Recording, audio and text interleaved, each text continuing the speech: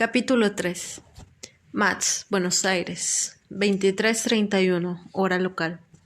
Comienza la función. Max Kruger dejó en el pasillo el maletín y echó mano del móvil para volver a mirar el SMS de su hija, por si ese mensaje de 3 palabras ocultaba algún encargo secreto que él no había logrado descifrar en la primera lectura.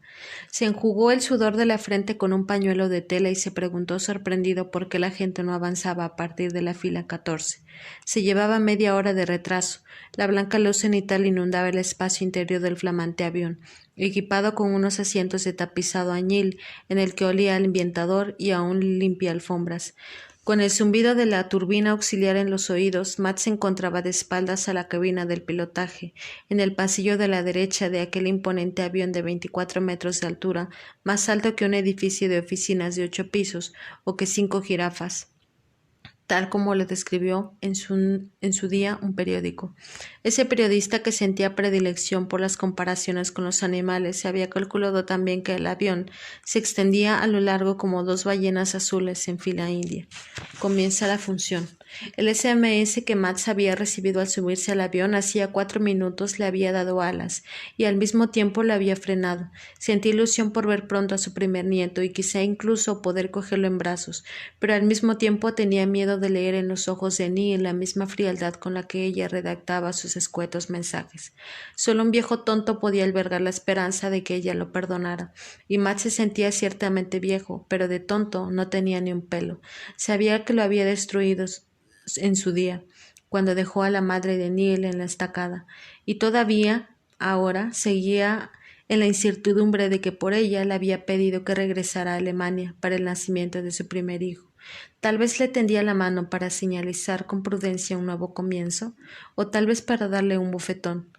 Vale, por fin, murmuró el hombre con una mochila a la espalda que tenía delante, y en efecto la cola volvía a ponerse en marcha. Vale, por fin. Max había preferido continuar de pie un rato en el pasillo mientras aquel coloso de 570 toneladas permanecía en tierra. 4 años atrás había emigrado a Argentina en barco para restablecerse en Buenos Aires como psiquiatra. Tenía miedo de volar, incluso había asistido a un seminario sobre aerofobia, pero no le sirvió de mucha ayuda. Frases como «acepta su miedo y no intente luchar contra él» o «intenta aspirar y a inspirar más espacio».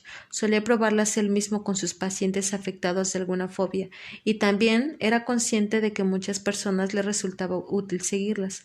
Sin embargo, eso no cambiaba un ápice el hecho de que, en su opinión, el ser humano no estaba criado para moverse impulsado por la troposfera, con la sobrepresión de 10.000 metros de altura en el interior de un tubo de metal. El Homo erectus no estaba hecho para ese entorno hostil. Era así de sencillo, como temperaturas exteriores de 55 grados bajo cero. El menor error podía conducir a una catástrofe, y eso era que más no le preocupaba tanto en los aspectos técnicos como la fuente principal de errores, que no solo provocaba la mayoría de las víctimas mortales en el aire, sino también en tierra y mar, el ser humano. Y no tenía tantas ocasiones de poner a prueba su imperfección como las que precisamente iban a encontrarse en el trayecto de vuelo que Max tenía por delante. Para su primer vuelo desde hacía 20 años no solo había elegido el avión de pasajeros más grande del mundo en la actualidad, sino también uno de los recorridos más largos sin escalas en aviación civil. Para los 11.900 kilómetros entre Buenos Aires y Berlín, ese coloso volador precisaba poco más de 13 horas, sin contar la hora en que necesitaba los 608 pasajeros para encontrar su asiento a bordo en el aeroplano. Max le había gastado más volver a viajar en barco. Maxim, cuando era ya hacía semanas que estaba al corriente del embarazo de Neil. Sin embargo, en esa estación del año no existía ninguna conexión transatlántica adecuada. Comienza la función. Max pensaba con su maletín al lado de la cocina de a bordo, situada directamente sobre las alas del avión, a la altura de las salidas centrales de emergencia, y que despedía un aroma a café, cuando le hizo detenerse de nuevo la frase de una mujer que sonaba en agotamiento. «No me entiende». Esas eran palabras clave para un psiquiatra. Max dirigió la vista a su izquierda, hacia la cocina, donde vio un auxiliar de vuelo muy espigado y cuyo uniforme de color azul marino producía la impresión de estar hecho a medida. Ese hombre estaba al lado de la máquina del café y conversaba con una mujer joven pelirroja que sostenía un bebé en brazos. Afuera imperaban unos sobrios 28 grados centígrados, pero los cabellos rubios recién engominados del azafato le conferían el aspecto de alguien que ha escapado de una borrasca tormentosa. No era sino en la segunda mirada cuando uno se percataba de que debía haberse pasado bastante tiempo ante el espejo para dar a su pelo ese aspecto tan conseguido de no estar peinado. Lo siento, de veras. El auxiliar de vuelo tenía la habilidad de asentir comprensivamente, pero mirando con disimulo al mismo tiempo a su macizo reloj de pulsera mientras la madre balanceaba en la cintura con tiento y suavidad a un bebé protestón. En la reserva que hice por internet me confirmaron que dispondría de un asiento familiar, dijo la mujer exhausta. Estaba de espaldas a Max, pero éste, al percibir la voz temblorosa de ella, presintió que estaba a punto de echarse a llorar. Creo que el viejo de delante se ha quedado dormido, oyó Max, que una adolescente renegaba detrás de él. Ahora era él quien estaba bloqueando el paso, pero su interés por el conflicto emocional en la cocina de a bordo era demasiado intenso, así que hizo a un lado para dejar paso a los demás viajeros.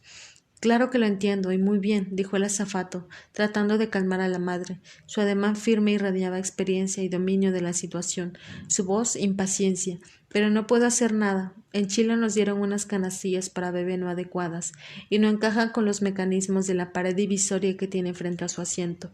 Y entonces voy a tener que mantener en el regazo a mi hija durante 13 horas. Meneó la cadera para mantener tranquila a la niña que barboteaba. Susa padece códigos, aclaró. Tengo mucho miedo de que se pase toda la noche chillando si no puede dormir tumbada. Otro asentimiento comprensivo, otra mirada de reloj. Desearía que fuera de otra manera, pero por desgracia no puedo hacer nada por ayudarla. Pero tal vez yo sí pueda, se oyó decir Max a sí mismo, y en ese instante se enfadó por haber pronunciado aquellas palabras. Dos pares de ojos sorprendidos dirigieron sus miradas hacia él. Disculpe, ¿qué es lo que acaba de decir? Preguntó la madre, que se había dado la vuelta para observar a Max. La luz de la cocina, que a bordo, por lo que Max sabía, se denominaba oficialmente Gali, era clara y desapacible, desataba todas las imperfecciones de la piel y todas las arrugas de la cara de aquella joven. Tenía los ojos tan rojos como sus cabellos y parecía estar igual de cansada que él. Se había puesto un discreto pintalabios a juego con sus pecas, y tanto sus adornos como su vestimenta indicaban que a pesar de la chiquitina necesitaba de cuidados que llevaba en brazos, deseaba que no se le percibiera únicamente como una madre, sino también como una mujer. Puede ocupar mi asiento. Las primeras palabras en alemán que pronunciaba desde hacía mucho tiempo, muchísimo tiempo, salieron de su boca a tropezones, con torpeza, y nada más al oírselas decir, él mismo deseó que se las hubieran quedado en la garganta, sin salir. ¿Su asiento? Preguntó la madre. Su ojo clínico percibió una mínima contracción del músculo orbicular de los ojos. A pesar del extremo cansancio de la joven, la musculatura del anillo exterior del ojo funcionó involuntariamente para dar la señal inequívoca de una alegría auténtica. Podría ofrecerle el asiento 7A, confirmó Max. Está en la clase business, dijo en tono de admiración el auxiliar de vuelo. En el letrerito plateado de la solapa relucía la palabra Valentino, y Max no supo si era el apellido o el nombre de pila de aquel guapera rubito. Seguramente éste se preguntaba dos cosas a la vez. ¿Cómo era posible que un hombre cediera su cómodo asiento de primera a una completa desconocida para un vuelo tan largo? ¿Y qué hacía aquí realizando su embarque por la clase turista? Me temo que en la clase business tampoco habrá una canastilla para su bebé, objetó. Pero los asientos son tan amplios que Susa podría estar acostada con toda comodidad a su lado. Le interrumpió Max y señaló con el dedo al bebé. Según consta en la publicidad, el sillón puede convertirse en una cama plana. ¿Y va a cambiarme de verdad ese asiento por el mío? Pregunta la madre en tono incrédulo. No, pensó Max, y volvió a preguntarse qué demonio lo había poseído. La agitación refuerza el miedo. Es una fórmula muy simple. Él se había propuesto firmemente ir a su asiento, aprenderse de memoria la lámina plastificada con las indicaciones de seguridad, examinar los espacios entre los asientos y las salidas de emergencia. y después de prestar atención a la demostración de los miembros de la tripulación, comenzar con los ejercicios de técnica de relajación, y ahora, en los primeros minutos del embarque, se estaba desviando de su plan inicial para mantenerse en calma. ¡Qué disparate más contraproducente!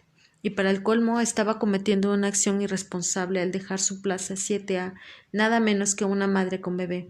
Pero esas reacciones eran típicas de él. En el trabajo, con sus pacientes, era la tranquilidad y la sensatez en persona, pero en su vida privada tenía que lidiar frecuentemente con las irritaciones que le provocaban sus oscilaciones emocionales. Pero, como ahora le resultaba muy difícil retirar esa oferta, fruto de un mero impulso, Matt se limitó a preguntar: ¿desea ese asiento?